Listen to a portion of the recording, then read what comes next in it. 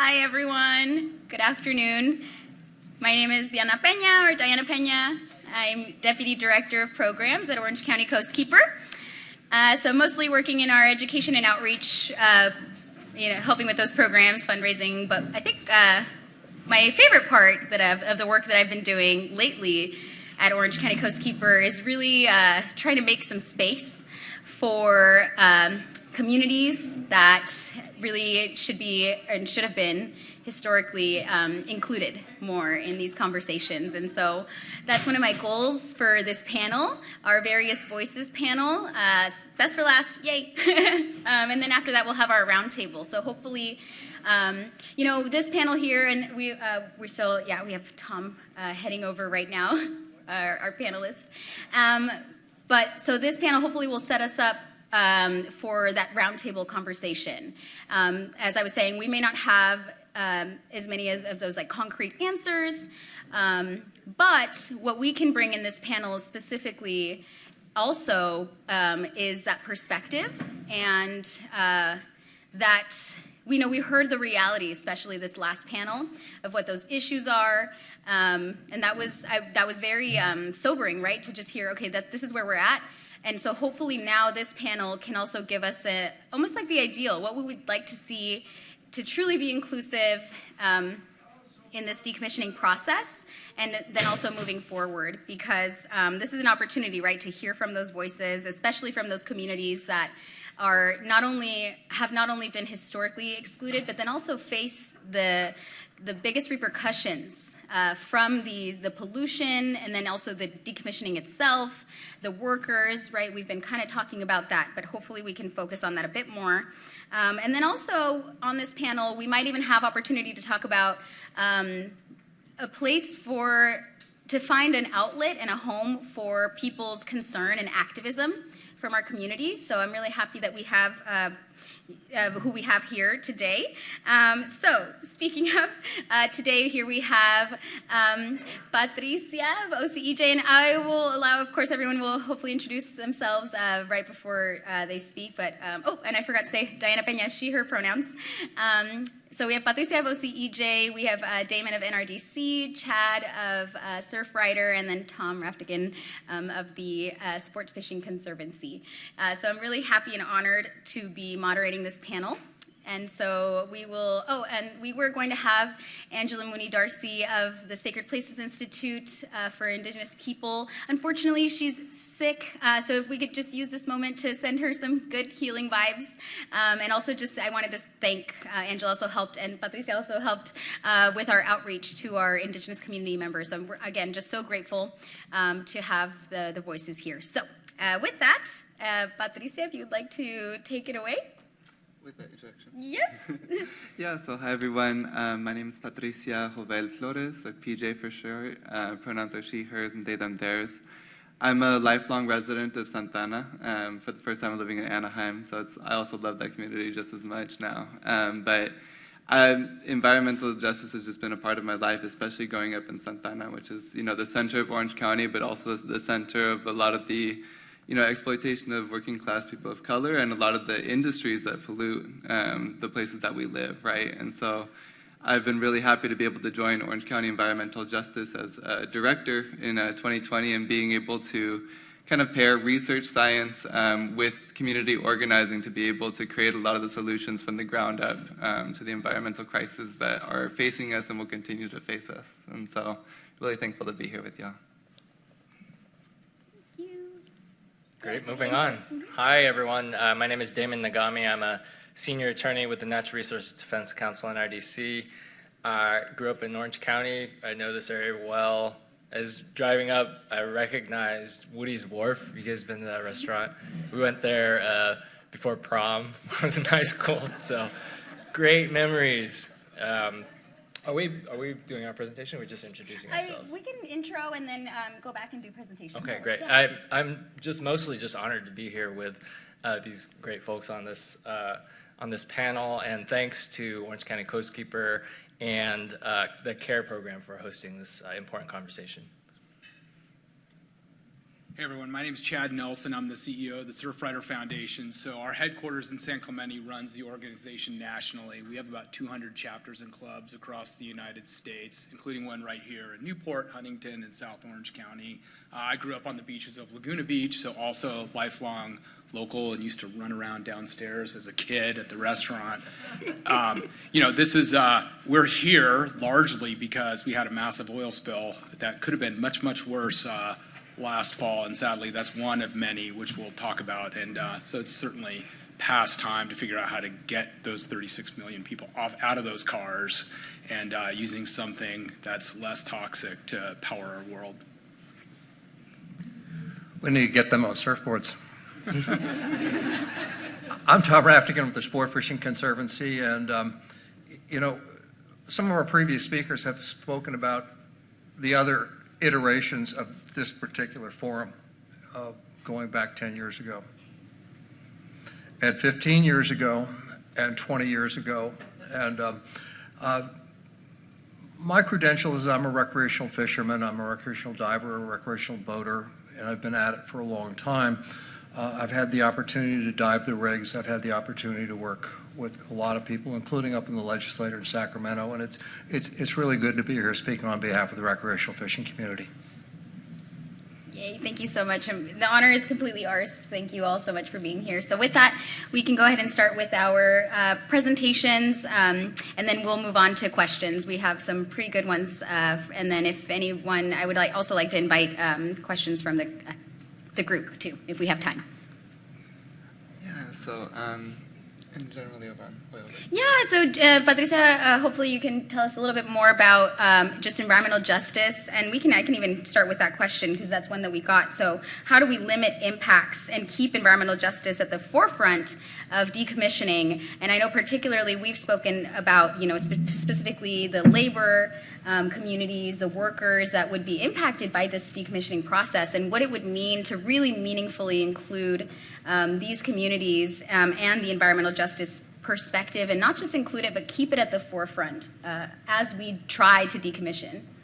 Yeah, so I think that OCEJ as an organization, our philosophy is really that we approach any environmental or climate injustice with the philosophy that we have to pair with the people who are being most impacted by that issue, right?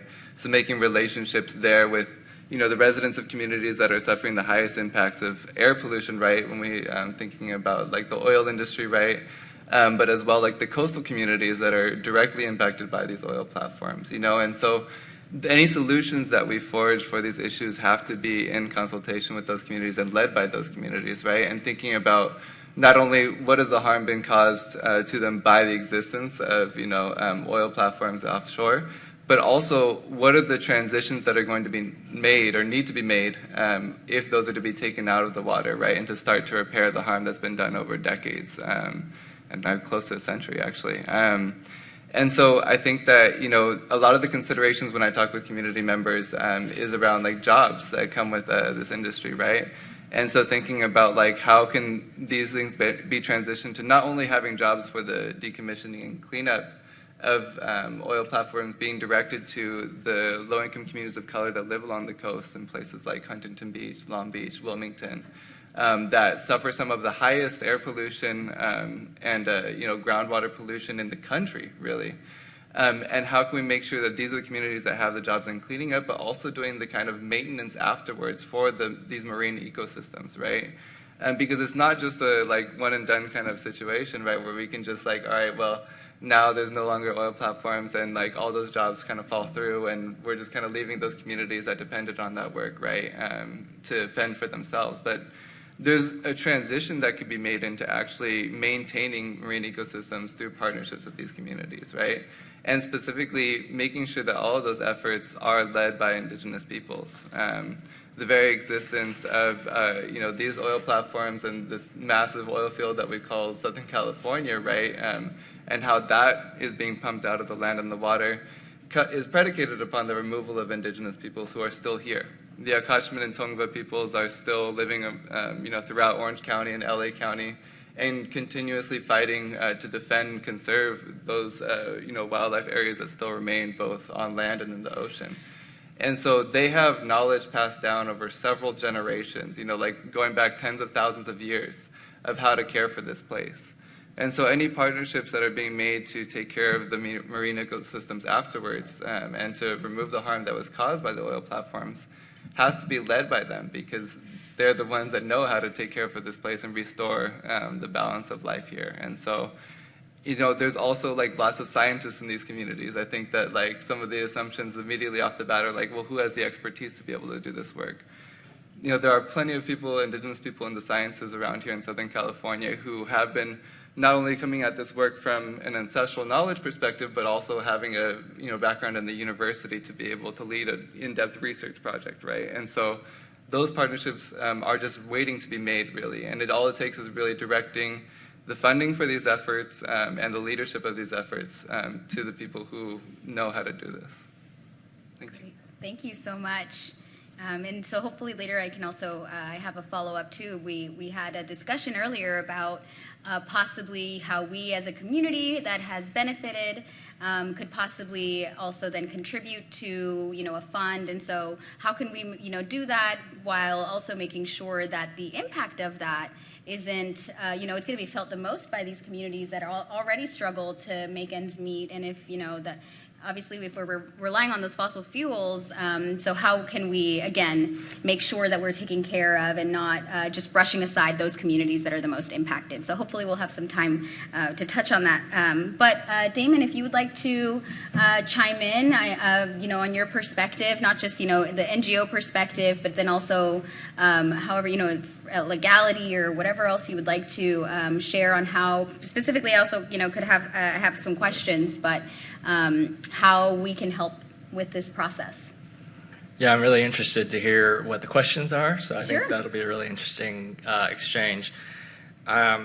Thanks for allowing for these voices to be here. Patricia's voice for the communities here in Orange County is really important, so thank you for being here. Wish Angela was here as well. NRDC's perspective is pretty simple. We're excited that offshore platforms are finally starting to be decommissioned, and now we need to make sure that decisions on implementation are based on sound science. There are laws, and I missed some of the earlier discussions, but I hope and I think folks were talking about the laws and processes on decommissioning that are already in place. And in fact, formal environmental review processes are already underway, both at the state and federal levels. So, these environmental reviews are designed and intended to be comprehensive and will evaluate decommissioning impacts as well as alternatives and mitigation measures. And I think I would emphasize here that it's important to study all of the options for decommissioning very carefully. As I mentioned, I grew up here in Orange County, and I was as outraged as anyone about the oil spill last October that threatened the beaches that many of us grew up walking on, surfing, bodyboarding in my case.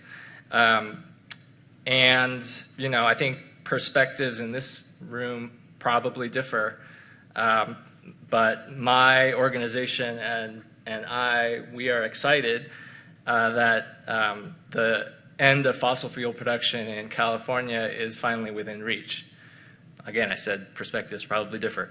But I think we can all agree that platform decommissioning, as you've heard today, is very complex and needs to be done thoughtfully and in a way that is maximally protective of the environment and follows the science. I think I heard earlier, follow the science. Couldn't agree more. So I've heard the theme of collaboration, cooperation, being in the same room. So setting the tone for that with this conference, I think, is a terrific start. The environmental review processes are also designed to make sure that existing state legal requirements are fulfilled, that ensure that this comprehensive environmental review process includes a robust scientific analysis that compares the various decommissioning options. And we're looking forward to that. Another important component of the review process, and any public processes really, is making sure that the public's involved and engaged. And in a meaningful way. And that means a lot of things to different communities. That means going the extra mile to certain communities to make sure that language barriers are overcome and that the digital divide is overcome. Some agencies are good at that, others are not. Community-based organizations and grassroots organizations are very good at that. So there are some programs that are being pioneered in some places like LA County and others to be able to fund community-based organizations to go out there, because they're the ones who are in touch with impacted communities and can make that bridge to bring folks into the conversation. Workshops like this are also important and very helpful for getting the word out about these administrative processes and encouraging folks to pay attention and get involved. I also want to give a shout out to our elected officials who have been holding oversight hearings to raise the profile of offshore decommissioning and all the complex issues around it, and getting all this information out into the public. Assemblymember Petrie Norris, for example, along with Assembly members Rivas and Bloom, held a really great hearing a few months ago that I was fortunate to be able to speak out and make some of these points. Many others as well. Senator Min, who I think is going to be here, is also really involved in this issue and has a bill out that we're extremely happy to support. Finally, just a quick word on on the costs of platform decommissioning. It's a huge, extremely complex issue, but our starting point certainly is strong support for this state's longstanding polluter pays policy, which we believe means the oil industry should be held fully responsible and accountable for cleaning up after themselves. I think somebody said, you put it in, you take it out. That sounds about right to me. Now, I said starting point. I'm here in this room, I'm listening, active listening, like Cass said, so, change my mind or move me off, move the needle a little bit. Certainly having an open mind in a room like this is a prerequisite, I think, to be able to have those conversations. The devil is going to be in the details, of course, but I think this conversation is a good start. I think I'll stop there. I'm glad to pass the mic to my good friend, Chad Nelson. Thanks, Damon. I've got a presentation up there. I'll see if I can get the thing to go. Oh, yeah, there it is. Yeah. Great. So, as I said, Chad Nelson from the Surfrider Foundation. I wanted to start by just acknowledging that although we're talking about decommissioning today, there's still a threat to install new offshore rigs off the coasts of America now. And since the drill baby drill summer of 2008, when we lost both a federal executive and congressional moratorium on oil drilling, which was put in after the Exxon Valdez spill, we've been going through both Democratic and Republican administrations these 5-year leasing plans to open up new drilling off our coastlines. So there's still an active fight going on now just to prevent new rigs from being put on our shores, and we think that's really important. And our stance beyond that is obviously we'd like to see the rigs that are out there removed, and I'll get into a little bit more of that in a second. Another reminder is that while we have this debate, we've seen one major spill after another along the California coastline. The 1969 oil spill sort of was one of the things that actually was the dawn of the environmental movement. The 1990 American Trader spill was right in Huntington Beach, closed the beaches for 34 days. There's surf shops that went out of business as a result of that spill. Costco Busin in San Francisco Bay that came out and polluted the coast of Ocean Beach, Santa Barbara, the Refugio spill in 2015, and this most recent spill in Huntington Beach. So the other thing that's notable is, Costco Busin was shipping, Huntington American Trader was a shipping terminal, Santa Barbara was a pipeline, Huntington Beach was an underwater pipeline. So all the pieces of the infrastructure, whether it's the platform, the pipelines, or the ships, are a cause for these problems. So it's all of these different pieces, not just the offshore rigs. So until we get off of oil, we're going to continue to have these spills occurring, pretty regularly along our coastlines. And beyond the environmental impacts, which we are aware, there's also these recreational and economic impacts. And I know we're talking about decommissioning rigs, but I want to bring this up because the loss to beach going, to surfing, to fishing, which was closed for 6 months after the Huntington spill, the tourism and recreation economy impacts, and the tens of thousands of visitations, and the millions of dollars lost, not to mention the hundreds of millions of dollars spent on the cleanup, which ultimately the oil companies are responsible for, are all these costs, both to society and economically, that aren't really factored into the process of decommissioning. So we talk about decommissioning and the economics of that separately from the impacts of these spills to our communities, and that seems like that should be somehow balanced. It's not built into any of the existing laws that we have now, but we should be thinking about that when we think about how to solve this problem. And as we heard earlier, oftentimes these costs and other costs are not recovered, so they're held by the state. So as we think about balancing the economics of this too, and how much the state wants to invest, we should be thinking about these costs as well. And these are the public costs that I talked about. Cleanup costs, environmental and wildlife loss, lost recreational opportunity, tourism and recreation, and actually reputational costs. You hear about this from Huntington Beach. People didn't come for years. You hear from the fishing community. People are still afraid to eat the fish coming from Southern California, which is hurting that industry too.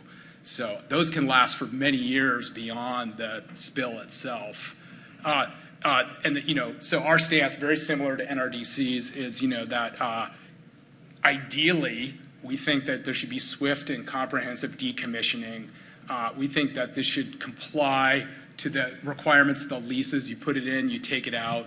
I appreciate Kat's perspective on this, but the oil company put these in with a commitment to take them out. They profited for decades, and now they're saying they need to profit for the removal. That doesn't seem like a fair deal to the public. We're seeing something similar happen at San Onofre, where we have 3.2 million pounds of radioactive waste. There was supposed to be a federal repository established by the end of the lifetime of that and other projects across the country. We're at that lifespan. They're decommissioning that power plant, also very complex, and there's nowhere to take the waste. So in both cases, we've let big industries get what they want at the front end. The public's trying to figure out how to solve these pretty complex problems on the back end, and it just doesn't seem right. Ideally, all the infrastructure should be taken out. That's where the ocean was before we showed up, as Terry Tamminen sort of talked about. And the costs for decommissioning ideally should be paid by the lessees. That said, we recognize this state law that we've heard about today with rigs to reefs, and this indemnification provision is really the sticking point, right? The industry doesn't want to take on the liability for the reefs that they installed or bought. And why would the state want to take over that liability? Texas did. It's an oil and gas state. I'm not sure why California would want to, but that's clearly something we're going to have to figure out how to solve if we're going to move forward on it. We've had this law in the books for a decade, and we haven't seen a lot of action, so clearly it's not working. Last, I'd just say, we support this federal ban on new offshore drilling. We want to get out of a reactive mode and get into a proactive move. There's opportunities to ban new drilling in federal waters, and that's a big priority for us. This MIN bill, I put an asterisk because it's changing. If you read it and then you read it 3 days later, it moved, but we're supportive of that, and I think we'll hear about that on the next panel to put some more pressure on the industry to actually figure out how to cost this decommissioning and kind of force this to get moved forward, because if we wait for the industry, it's pretty clear that nothing's going to happen, because that's what we've seen so far. And then one of the last things is this summer, as we also heard, there's these programmatic EIR looking at the environmental impact review for decommissioning and a project-specific one. And one of the things I would say is I think in terms of how the public can engage in these processes is really to find nonprofit organizations that are addressing them. They're complex. These are usually 1,000-page reports that somebody's got to read. It is not a process that's friendly to the public at all, but it's the NGO community, Surfrider, NRDC, OC Coastkeeper, and others that have the sort of technical expertise to read these things and try to find and digest them and create opportunities for the public to engage in a way that's actually reasonable to do. 1,000 pages is a short one, I think. Yeah. And so just in conclusion, I think, I wish I had thought to put this slide in my presentation earlier, but if you Google Huntington Beach oil derricks, you will see a coast of Huntington Beach that's unrecognizable with hundreds and hundreds of derricks along the coast. I'm sure at one point they thought it was impossible for Huntington Beach to have beautiful park along the coastline. So, I don't think we should say it's impossible until it's not. Where there's a will, there's a way. I also don't think we can rely on industry to solve this. The seatbelt was going to put the cars out of business. The catalytic converter was going to put the car industry out of business.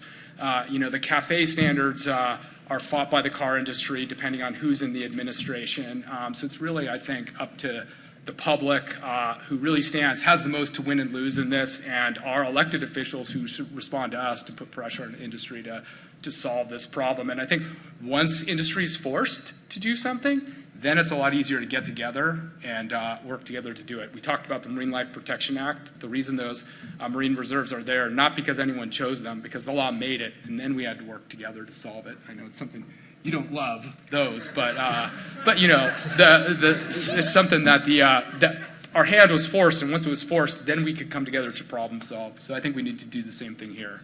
That's it for me. And with that, Tom. Quite an introduction.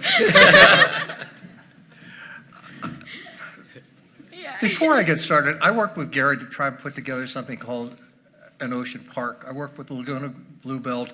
I worked with a number of organizations to effectively put in marine protected areas in California, and actually lost a job over it. So, careful. I came here with Patrick Friedman. Patrick, we worked together, and he said, Tom, he goes, they'll remember you if you're good. They'll remember you if you're bad. But they'll love you if you're brief. So with that, I've cut down my notes. Tom Raftican, I run the Sportfishing Conservancy. Been engaged in this for a long time. I've had the opportunity to fish off the rigs, actually going back to the 4-H before they were removed. First salmon I ever saw caught in the Santa Barbara Channel was within 25 feet of one of the rigs. They work as marine habitat. One of the things that really no one has come up with here before is when you take a look at the Southern California Bight, basically the marine area between Point Conception and the Mexican border, it's been estimated that it's over 95% soft strata. It's 95% mud and sand bottom. It's not very productive. So why do recreational fishermen get behind something like partial decommissioning, leaving reefs in place? And the answer is because they produce more fish. And this is anecdotal evidence that we have seen. We were on board, I hate to say it, before the science. But also, going back when legislation, we were one of the co-sponsors of the decommissioning legislation, and before John Perez carried the bill, he said, we really have to look at this, and we've got to find out how the science is on this. I'm not carrying something that doesn't make sense. And they said, there's a lot of science out there, and he said, we need to have an impartial jury on the science. So the Ocean Protection Council, through a grant that we helped fund along with a number of others, including the Ocean Conservancy, came back, and that grant said the science is good. It's fully vetted science, and this is the stuff that Dr. Chris Lowe before and Dr. Cleese did, along with Dr. Love and Dan Pondella and a number of others.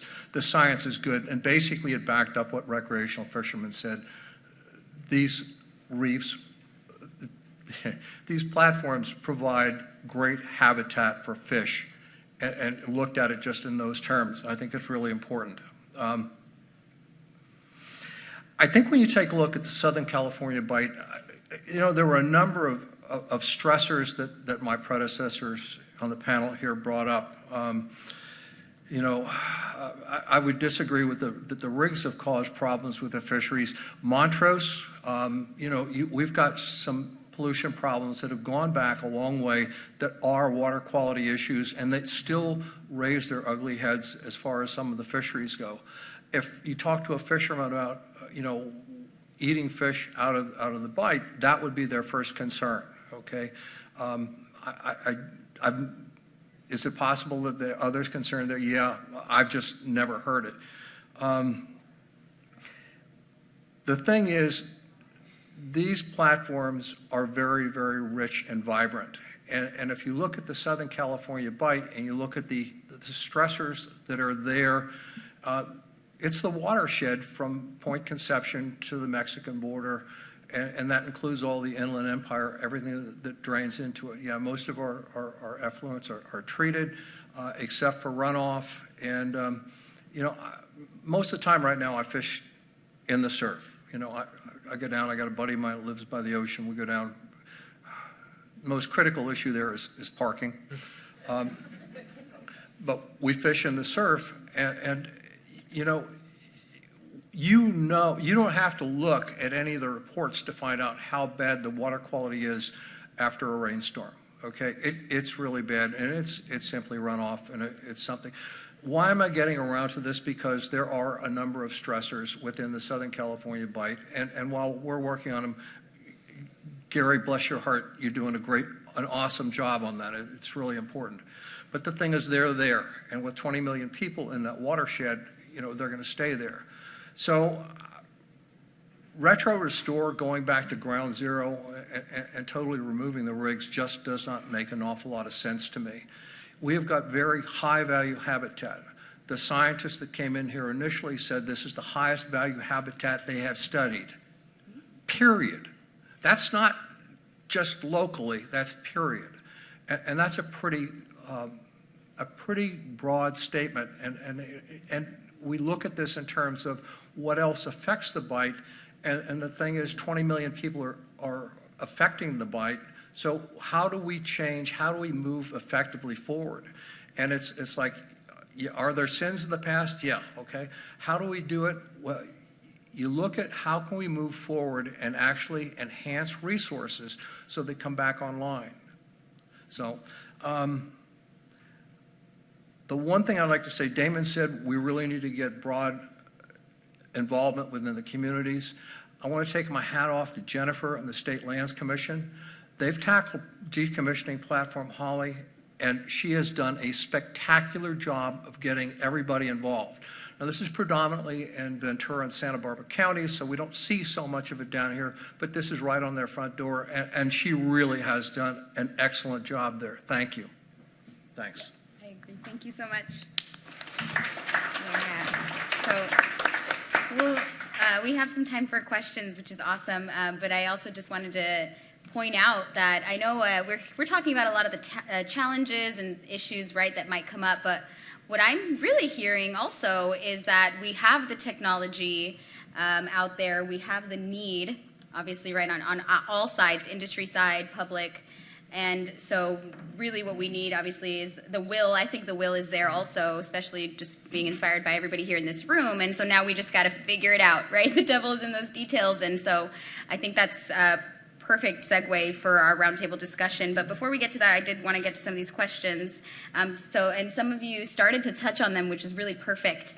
The first one that we can start with, I think, is really important, is how can we get decommissioning? This was actually for a roundtable, so maybe we can touch on it then as well. But how can we get the decommissioning process itself to not just be an insiders-only conversation? And so I will leave this to anyone, for anyone here to answer. But then also, there was another question that was similar and that you all started to touch on already, is that public involvement. So we received a couple of similar questions from the public asking where their efforts are going to be the most effective. And I think that with all of you up here, us together, and then of course all the other NGOs out there working on this, could really work together to find a home for that activism and for that concern. So if you all have any tips that you would like to share with our public that is concerned on how they can get involved, that's one of our questions. I can jump in. Yeah. For one thing, you know, we had an oil spill in October, and it reminded everybody that you know, these rigs and our infrastructure are problematic. And so, you know, one of the challenges, of course, is that we get these spills and episodically, and that's what drives public interest, and then it invariably fades, right? If you go down to Huntington Beach or Newport right now, you would never necessarily know as a beachgoer that there was a spill. So, I think it's our job as public nonprofit advocates and environmental advocates to keep this on the radar, and, kudos to OC Coastkeeper for holding this forum to do exactly that. So I think part of it is just, maintaining the public interest in between the disasters. We tend to be a reactive society. And then, as I mentioned before, unfortunately, as we're hearing, these are incredibly complex issues. And so you really need the NGO community, I think, is best suited to do it, to help digest complex information, simplify it, and create avenues for the public to engage. Last, I'll say, I believe that this isn't going to change unless the public puts pressure on their elected officials to help solve this. We have government to solve big, expensive, intractable problems, and this is one of them. So, great. Would anyone like to add? Yeah, I totally agree with Chad on the role of NGOs. I'd also say that industry and consultants also, there's a role as well. I got here late, and I learned a lot from that last panel, and no one has more knowledge and expertise on the physical structure of the rigs, the engineering that goes into putting them in and taking them out. Demystifying that for the public is something that I think we have an interest in, and I think you all would as well. So I think there's a role there. I don't think we'll all agree on what you should take away from the slide that compared the huge jacket to the man walking down the coast. But we can all look at that and understand the scale of it. Now, where that leads you from a policy or an outcome perspective might be different, might be very different. But that's one place where we come together, is to agree on the facts. Let's try to agree on the facts. We see what happens when we don't agree on the facts. That's happening out in public discourse right now on all other kinds of things. But this is a very technical conversation, and I think I can come in here and a lot of folks can understand what's on some of these slides, but to engage with the public, we need to take it to the next level and put it in terms and context that folks understand. Why is this important in my life? How does it relate to issues that I come across every day? They're not in spaces like this where they've got an advanced degree or all this experience with these issues. Let's find a way together to demystify that process. Yeah, and I'd like to jump in as well. I think that a lot of this takes really having a holistic approach to the issue. So thinking about how can we bring in everyone that's impacted by something like decommissioning, right? And I've really appreciated how I've been serving on the Environmental Justice Advisory Group for the California Ocean Protection Council for the past year, and that's been, I think, a helpful approach that they've partnered with environmental justice organizations all up the coast to be able to make sure that they also have the opportunity to bring in additional organizations like labor unions and conservation groups to make sure that everyone's at the table when advising the policies that are going to go into this process, right? So things like that are helpful, but those advisory groups have to have teeth, right? And have to be able to also not just provide a recommendation, but direction on a lot of these issues. And it goes beyond just thinking about the specific process of decommissioning. You have to also think about, so despite the fact that there's been Pew Center research that indicates that Black populations, Indigenous populations, Latinx folks, and Asian Pacific Islander communities across the board, over 55% are in support of decommissioning oil platforms, right? So that research is already there, but labor unions in many cases have hesitated to get involved in supporting this because of the fear of lack of jobs, right? Of loss of jobs through the oil platforms, but also construction unions are worried about their equipment that relies on diesel and oil, right? And being forced to pay higher prices, right, to operate those equipment, but also not being aware of the other kind of options there are for equipment that doesn't rely on fossil fuels, right? And so that requires them bringing them to the table, identifying what are the needs that are preventing them from getting behind this process or that they're worried about with this, and being able to direct solutions in that direction, right? There's a lot of, construction equipment, steamrollers and things like that that don't rely on diesel. And so, being able to identify, okay, what are your main concerns with this, and then address them in that way, with everyone at the table, is a way to make sure that there's broader public support for a process like this, and also to be able to provide advice about the best ways to implement these policies. Similarly, like holistically, you have to think about not only the marine ecosystems, but also the coast, right? When we think about these oil spills, with the Huntington Beach one last year, I was getting trained as a naturalist with the Newport Bay Conservancy. And so at the time, there was a lot of, uproar about like, okay, well, what are we going to do in case oil starts coming into the Newport Bay wetlands there and affecting this really delicate ecosystem here? And luckily, that didn't happen as much, but Bolsa Chica was much more affected, right? And so how can we fund, groups that are working on protecting, conserving these wetlands, which are also the natural water treatment centers, for all of that runoff pollution that comes down from the waterways in the inland areas of Southern California. Wetlands are estuaries, are the way of naturally treating that water and preventing a lot of contaminants from coming out to the ocean, and vice versa, contaminants from oil spills and a lot of the marine industry from coming into freshwater areas, right? And so 90% of the wetlands in California have been destroyed, but there's the ability to bring those back, like what's happening in Bolsa Chica. And there's actually the Akachman Tongva Land Conservancy is a great group that's working there it's an indigenous-led from Southern California tribes group that's working to restore the wetlands in Bolsa Chica. So how can we bring them to the table and be specifically aware of how those wetlands areas are being impacted and what they need to transition in this, right? So having a wide variety of folks at the table not only makes sure that people aren't, generating outrage when things aren't accounting for their specific needs, but also making sure that our solutions are complex and far-reaching and anticipate problems that could come into the future. Thank you so much. So with that, we also had another question that kind of segued, specifically asking about beyond protesting, and so what other specific actions citizens can take, specifically regarding legislation and regulations.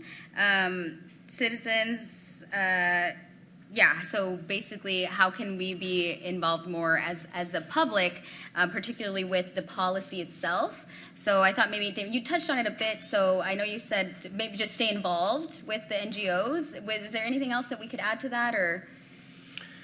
Well, the reason to sort of, and I think this is going to be a theme, with Right. me and Chad probably, because NGOs and CBOs, community-based organizations, we're the ones that are paying attention more to these issues than folks sort of in the public or more generally.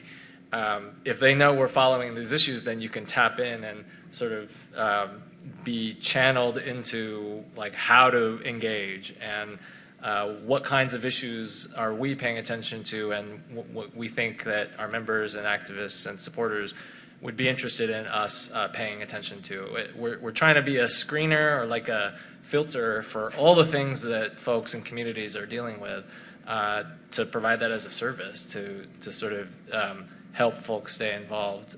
It's an important function. I think that was the only point I was trying to make. I don't know if you want to add anything to that. Yeah, screeners are important, but democracy is not a spectator sport, and we have an obligation to, running an organization to keep our folks aware of what's going on, and not necessarily make the decisions for them. And I want to touch on something that Chad said. If it's out there. Chad and Rahm Emanuel, never waste a crisis.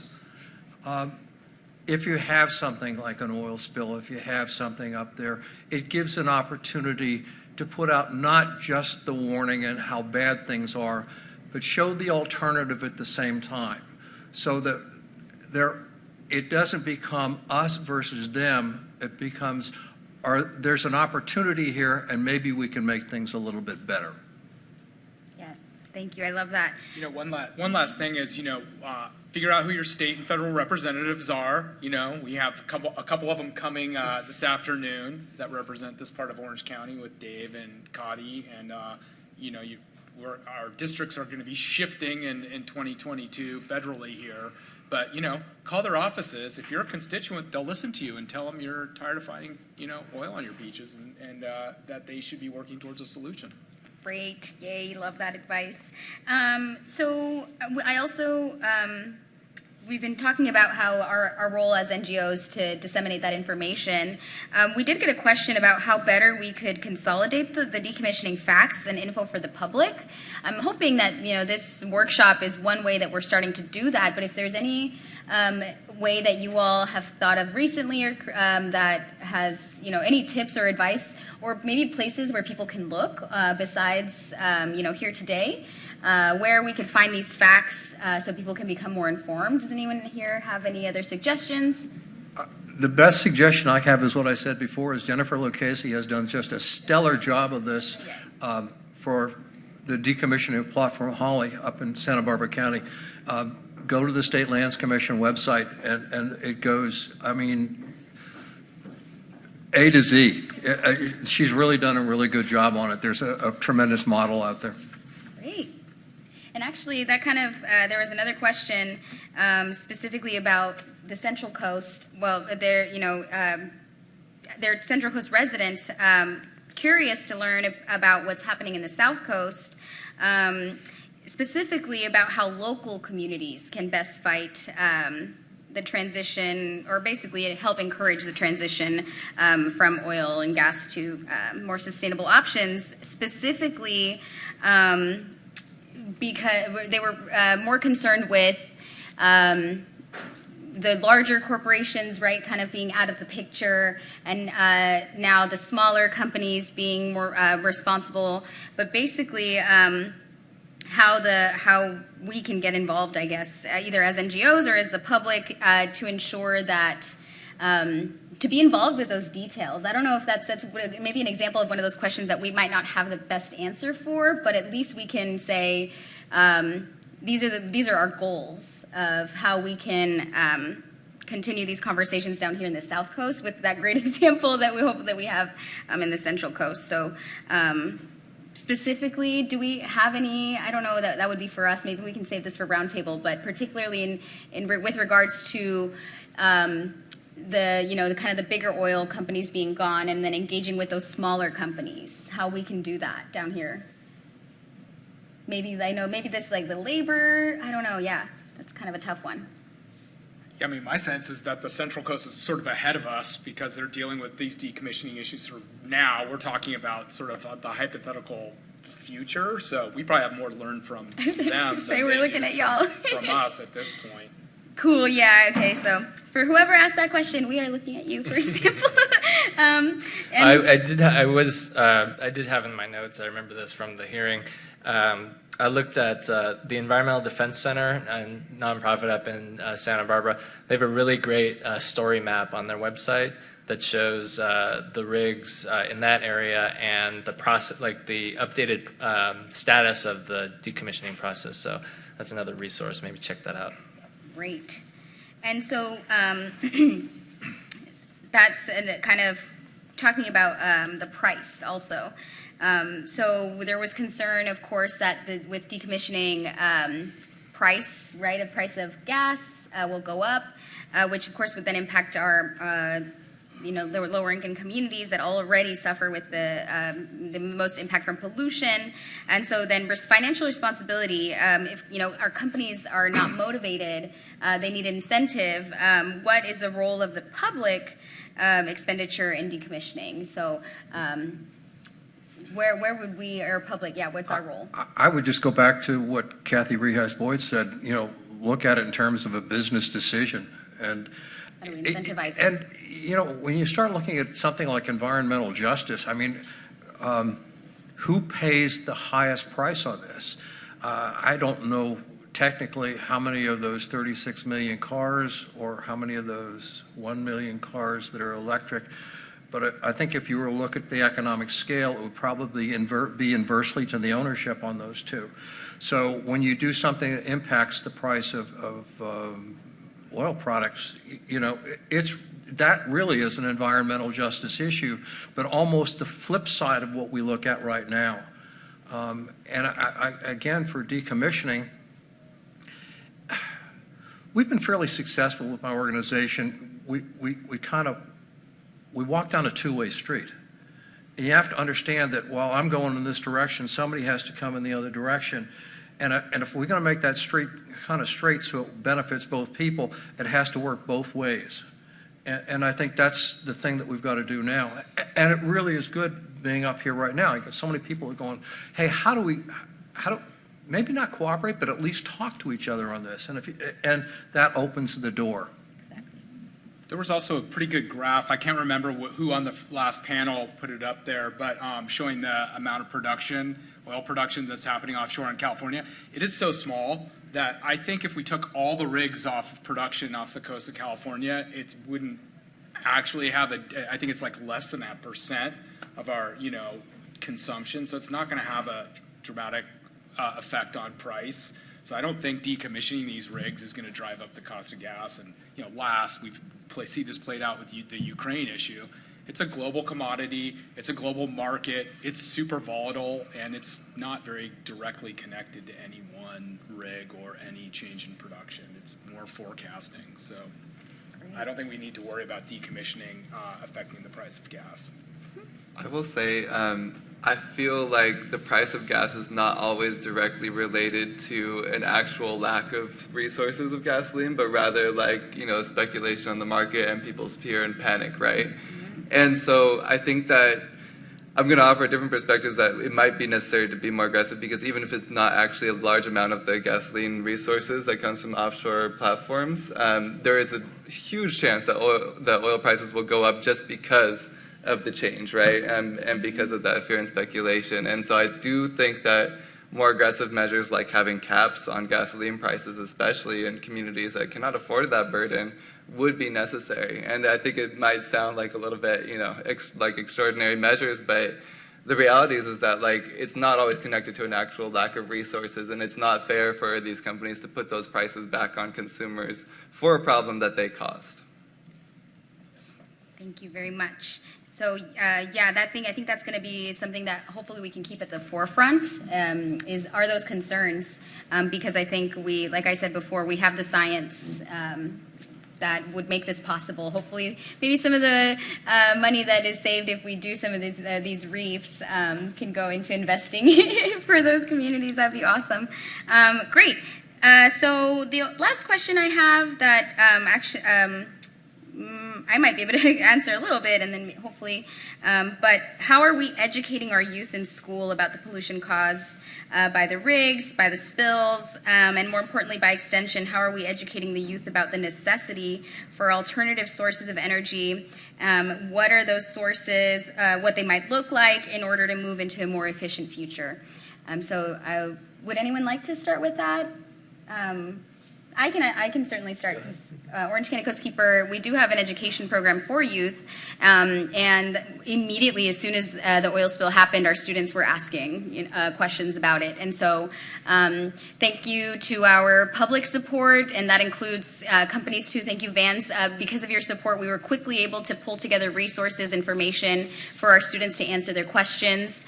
And then also starting up some partnerships, writing grants to partner with OCDE Inside the Outdoors to actually get this on curriculum. We're still working on that, so thank you again for your continued support. But hopefully, our youth, they're concerned. Immediately, obviously, it's their future, and so they are asking those questions. So I hope that, we're all here in this room, right? We're all adults and have, maybe some of us have studied this, but that youth community, I feel as if it's another community that should be included in the conversation, because they're concerned and they have questions as well. And it is, like I said, it is their future. So please, if you would like to add on how we could do that more too, I would love to hear. And yeah, we do have some extra time, but so if you would all, if anyone would like to add anything else to close out, otherwise we can move forward with our roundtable. But I did also just want to say thank you all so much for everyone for being here and for sticking around for this panel and for the time and for listening. I really hope that this has kind of set a good tone for our roundtable discussion to really include these voices. So yeah, thank you all so much.